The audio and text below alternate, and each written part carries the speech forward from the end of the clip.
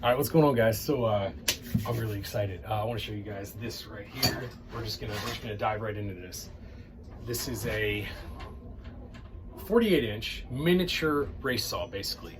It's a peg and raker two cutter, and that it is to size. The gullets are not quite as deep on this because it's a smaller saw, but the spacing between the cutters and rakers, the angle of the raker, everything is the exact same that it would be on a full-size race saw. So I got this for two reasons. One, I want to be able to get my mistakes out on this because so this is made out of 80 CRV2. I'm all over the place right now, guys. So this is a 80 CRV2 or Udalholm Triple Aught steel, sheet steel, which is saw steel, and it is extremely hard to get. Finding a 48-inch sheet was easy enough. Finding anything longer than 48 inches, you have to buy a roll of it, and that's a pretty significant investment.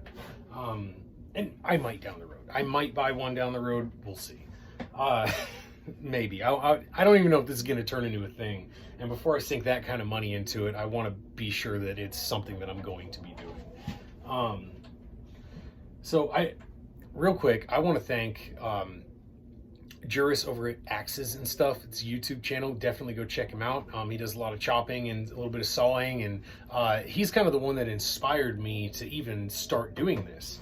And we've had a lot of conversations about it. This is actually, he's got this right here. This one says I had two of them jetted out. I had a big enough, I bought a 48 by 12 inch sheet of the saw steel, and it was enough to where we could squeeze two saws out of it, two mini race saws. So this right here is going to go to him. Go check him out. He's probably going to be filing this on his channel too. I hate writing checks for you, Juris. I'm not sure if that's the case or not, but I assume that you will. Okay, so now I did manage to get one sheet. Is a 72-inch 13 gauge sheet of the Udalholm Triple Aught or the 80 CRV2. I was able to get that from a guy that makes saws himself. He's pretty well known. Now, he told me that he is not in the business of selling off his stock because it is so difficult to get, and you have to buy it in bulk and spend a lot of money on it. It's a time-consuming process. And of course, the freight, you basically have to have a truck deliver it to your house. So he told me he's not in the business of selling off his stock, but he did agree to send me one piece, and I paid for that piece too. But I do have it. It's in my house right now, and eventually that's going to go. I'm going to send that off to get water jetted. I say send off. I'm going to drop it off to get water jetted out. And that's actually what I did here. So I bought that 4x12 sheet, and I found a metal fabrication place called Will Clare Sheet Metal.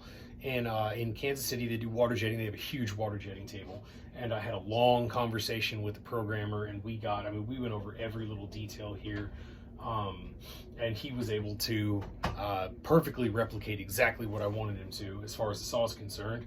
And he actually cut a piece of just galvanized, real thin metal. I've got it up there.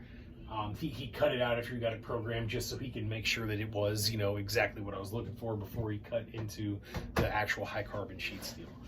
And I really appreciate that. They're great guys. It's been a process getting to this point right here. A lot harder than I thought. It took a lot longer than I thought to get one of these blanks. But now that we're here, I've got all the avenues figured out to get here. The only issue that I do still have is sourcing the 80 CRV2, and there are other options. There's other steels. L6 is another really good steel. It's not quite as preferred because the heat treating on it, it's very similar alloy, but the heat treating on it it's a little bit trickier to get right. This stuff right here is a lot easier to heat treat, and that's why this is preferred over the L6. But the L6 is an option to buy in bigger sheets than just 48 inches, regularly, I should say. So that's an avenue that we're looking at right now. But for now, for starters, this is what we got. We got the 80 CRV2 saw blanks cut out, ready to go. I'm going to be mailing this off to him hopefully tomorrow if I can get to the post office. And I'm going to start filing on this tomorrow. Now, one issue I did run into is this is like, it's small 11 gauge or like big 12 gauge. I don't remember the exact dimensions of it, but I have 3 different styles of tooth setters, right? 3 different styles. None of them are big enough for this. Now, I bought I bought a vintage set of tooth setters online on eBay, and it was supposed to be delivered today, and it's not. It's running late. Of course it is. USPS, our wonderful mailing service, is behind again. And that's okay. I will get it hopefully tomorrow. Hopefully it'll be here tomorrow, and I can get started on this. I do have a little bit of work I can do before I set the teeth, but I know that setting the teeth is one of the first steps. I've done a ton of research on how to sharpen these, and I've had a lot of really long conversations with some really well-known filers about how to sharpen this. And of course, honestly, it's a very small group of people that do this, and the older guys, the really good guys, have been doing this a while. They're so forthcoming with information. They love talking about it, and they love sharing what they know. They'll answer any question you have 10 times over. It really is such a cool community. But see, I'm gonna be leaning on those guys pretty hard, figuring everything out. I feel like I kind of feel like a safety inspector on a job. Like, I know how to do your job on paper, but I've got no idea how to actually do your job. You guys probably know what I'm talking about. So yeah, I'm gonna be going out in the field on this, and I'm gonna be getting some firsthand experience real soon. So all right, I won't keep you guys any longer. I just wanted to just brief introduction, just tell you guys, give you guys something to look forward to, things to come. 'Cause I've been pretty quiet on my YouTube channel here lately. Yeah, so I hope you guys have a great weekend, and we're definitely going to catch you guys in the next video. Look out for how not to file a race saw.